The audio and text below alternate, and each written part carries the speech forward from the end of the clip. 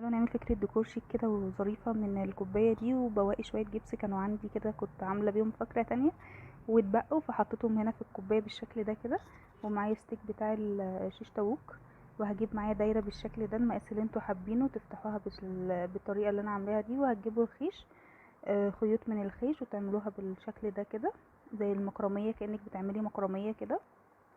هعملها كلها بالخيش بنفس الطريقة، هتبقى بالطريقة دي كده. وهبدأ ان انا افك خيوط الخيش، بتتفك من بعضها بسهولة. وبعد ما افكها كلها هبدأ ان انا اجيب اي حاجة معايا عندي كده اسرحها بيها واسويها بيها بالشكل ده، وهسويها كده بالمقص. وهنا معايا الجبس بعد ما نشف طلعته من الكوباية ورشيته بسبراي اسود.